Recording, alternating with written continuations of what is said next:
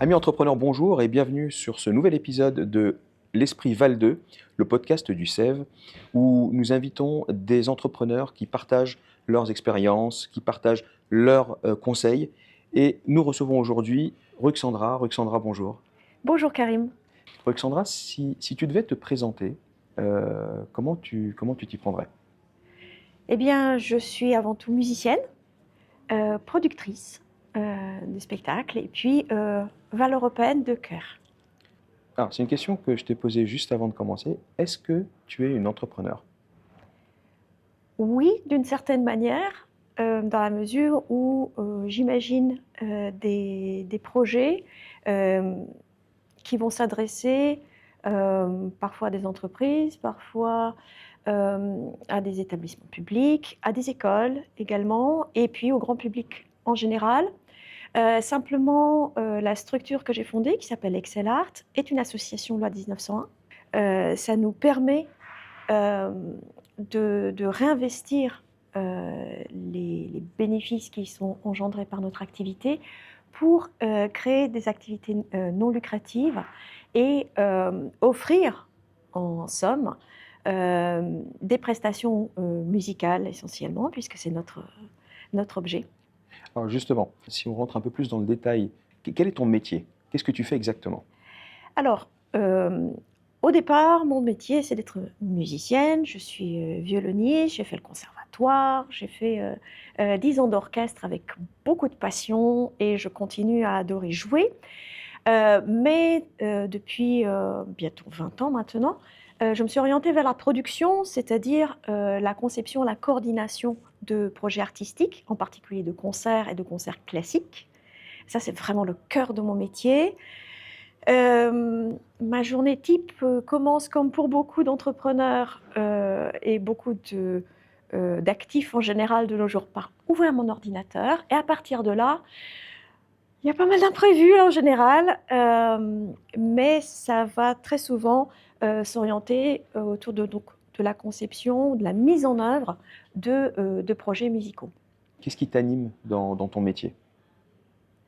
Le fait d'imaginer à chaque fois des projets nouveaux, le fait d'imaginer comment ils vont être reçus aussi. Parce que dans ce que je fais, il y a une notion de partage qui est très importante pour moi.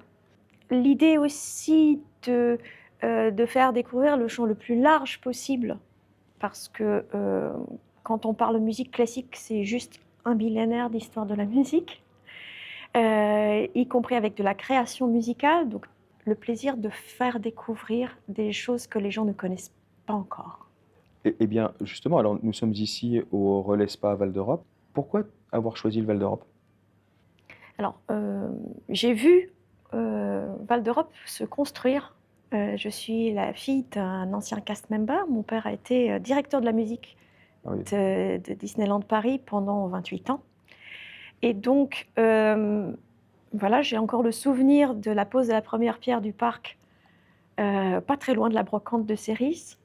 En fait, c'est une histoire de famille, d'une certaine manière, un peu une histoire d'amour, parce que j'ai vu sortir de terre pratiquement l'ensemble de Val d'Europe. Et quand, avec mon conjoint, nous avons imaginé quitter Paris pour élever nos enfants dans un cadre plus serein, Val d'Europe a été notre première idée. Pour moi, Val d'Europe, c'est vraiment un territoire de possible. Il se passe beaucoup de choses, c'est en perpétuel mouvement. Euh, c'est oui, en perpétuelle évolution, développement. Donc je trouve ça très inspirant parce que voilà, il y a tout le temps de nouvelles personnes, de nouvelles familles, par exemple. C'est un territoire jeune, c'est un territoire dynamique. Et c'est aussi pour ça que très rapidement après notre installation, on a imaginé ce qui est devenu la saison des musicales du Val d'Europe, à savoir une saison classique, une saison de concert, où il s'agit à chaque fois de proposer un projet varié, un projet différent, à différents endroits du Val d'Europe. Parce que mon sentiment, c'est que le Val d'Europe se vit dans sa totalité, dans l'ensemble des villes qui le composent, avec une mosaïque de personnes, d'activités. J'étais impressionnée par la diversité des origines, des activités professionnelles, y compris de la variété d'entreprises qui forment le tissu de Val d'Europe. Qu'est-ce que produire un projet musical induit que le public ne voit pas? En fait, la plus grande partie d'un projet est complètement cachée au public. Le public va assister à un spectacle qui va durer 1 heure et demie. Et en amont, il y a des semaines et des mois de travail parfois. Un projet artistique, c'est quelque chose qui est pensé et programmé 6 à 12 mois en amont. Et il comporte plein de facettes qui sont, comme je le disais, logistiques, financières, juridiques. Il y a tout un aspect contractuel. Il y a un très grand aspect communication que le public voit seulement en partie. Donc c'est plein de métiers en même temps, la production, et c'est ça qui est fascinant. Est-ce que tu peux me parler de certains des projets que tu as mis en place, notamment sur le Val d'Europe, mais de façon plus générale aussi? Sur Val d'Europe, on a donc mis en œuvre cette saison musicale dont je te parlais tout à l'heure, qui consiste à proposer chaque mois un concert différent, un endroit différent. Alors, où est-ce qu'on peut les voir d'ailleurs, ces concerts-là? Et comment on fait pour y aller? Eh bien, tout simplement sur notre site www.excelart.org. Le tout prochain, c'est au Bucolique de Couvray. C'est une magnifique fête en plein air dans les jardins à la française de Couvray. C'est absolument splendide et c'est là aussi un cadre très privilégié pour jouer. Nous nous produisons forcément régulièrement à Manille-Hongre, puisque Excelart est une association hongrémanienne. Et c'est là aussi que nous avons créé notre festival. Le festival a été créé en 2024 à l'occasion des 10 ans d'Excelart. Et comme c'est une manifestation qui a rencontré du succès auprès du public, on l'a reconduite en 2025. Et en mai 2026, ce sera notre 3e édition. Si tu devais donner un conseil à un jeune entrepreneur ou une jeune entrepreneur qui se lance dans l'entrepreneuriat d'abord, et pourquoi pas dans un métier qui serait proche du tien, qu'est-ce que tu lui donnerais comme conseil? Eh bien, de s'entourer. Je trouve que c'est important de s'entourer. Je pense que la première chose serait une invitation à l'un des événements du SEV pour rencontrer des entrepreneurs qui ont des expériences différentes. Moi, ce que j'ai beaucoup aimé, c'est le fait de pouvoir rencontrer des entrepreneurs qui ont des aventures diverses, certains dans des petites entreprises, d'autres dans de plus grandes entreprises, certains qui ont beaucoup d'expérience, d'autres qui débutent.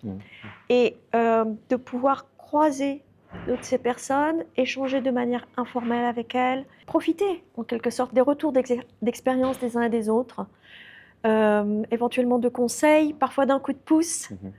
Je pense que c'est précieux parce que l'entrepreneuriat est une aventure à plein d'égards et qu'on a parfois juste besoin d'échanger même quand le métier est très différent du sien.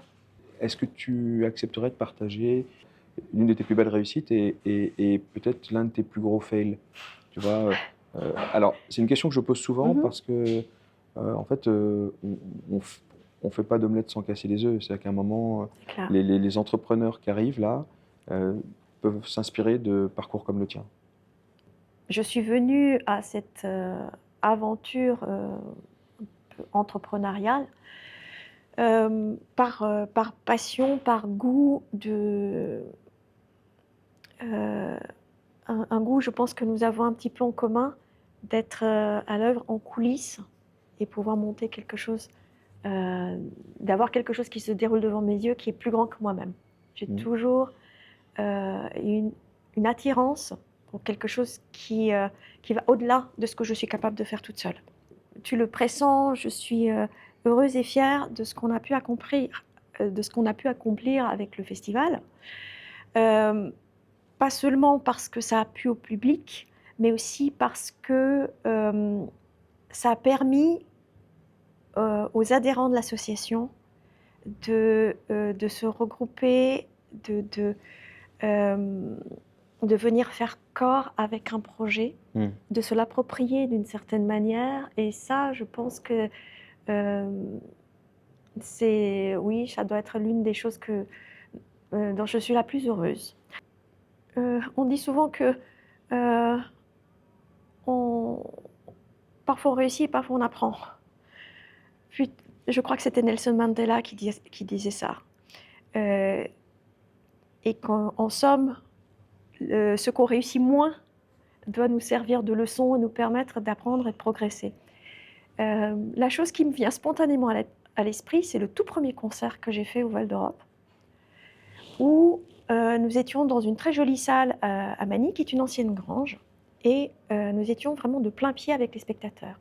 Donc, ils étaient, en l'occurrence, puisque j'étais sur scène, face à moi, un peu comme tu l'es, toi, Karim, aujourd'hui. Et nous avions un magnifique public du dimanche après-midi. Mais ce format de concert où en fait on joue une pièce, le public applaudit et puis on en joue une autre, eh bien j'avais le sentiment que quelque chose ne marchait vraiment pas. Le public était très respectueux, très à l'écoute, mais en même temps un peu raide, un peu figé. Et je me rappelle tout du long du concert m'être dit, mais à un moment donné tu vas leur adresser la parole, tu vas leur dire un truc, même une bêtise, histoire qu'ils se détendent un petit peu. Et j'avoue que je regrette pratiquement de ne pas l'avoir fait, d'avoir fait ce concert en quelque sorte muet, trop traditionnel, trop classique dans le sens le plus cliché du terme. Et tous les concerts ultérieurs, je me suis attachée à faire des concerts où on parle aux gens. Et à chaque fois, il y a une adresse qui est faite au public, de façon à pouvoir inspirer, initier cet échange auquel je suis très attachée. Donc oui, le plus gros fail, c'est de ne pas parler aux gens. Et ça, je pense que c'est une chose importante pour un entrepreneur, parler aux gens. Tu as apporté un objet avec toi, je le vois d'ici. Est-ce que tu veux nous en parler d'abord? Le prendre avec toi si tu veux, Alors, et nous en parler. voici mon violon. C'est un jeune homme de 1864. C'est un violon français. Il m'accompagne depuis une trentaine d'années maintenant. C'est mon instrument. J'ai la chance d'avoir donc ce compagnon de route. On en a vécu des choses ensemble. Alors c'est un prolongement de moi-même, on pourrait dire, même si voilà, je ne suis plus musicienne à plein temps, comme j'ai pu l'être à un moment donné. Je continue à jouer très régulièrement. Je me produis dans le cadre de ma saison 2-3 fois par an. Surtout depuis 2-3 ans, j'ai initié des concerts scolaires auxquels je tiens beaucoup parce que alors c'est cliché à dire, mais c'est le public de demain. Et je me suis aperçue avec étonnement que les jeunes générations sont très peu confrontées à la musique vivante. Alors, j'ai 2 questions à te poser. Oui. La première, c'est qu'est-ce que cet instrument dit de toi? Et la deuxième, c'est qu'est-ce qui dit que toi, tu ne dis pas? Je vais le laisser parler.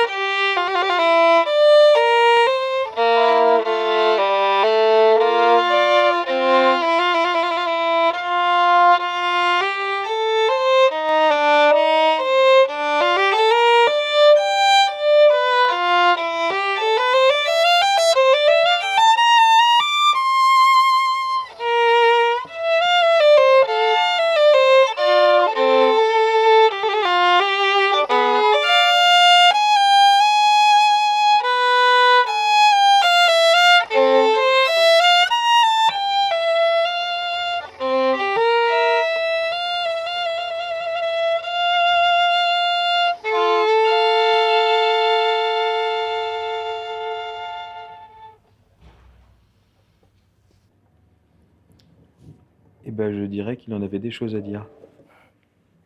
Ruxandra, merci beaucoup. Un grand merci.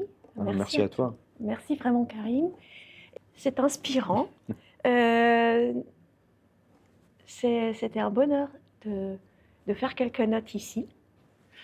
Merci Ruxandra d'être venue nous rendre visite sur ce plateau. Merci à vous de nous suivre aussi fidèlement et je vous dis donc à la prochaine.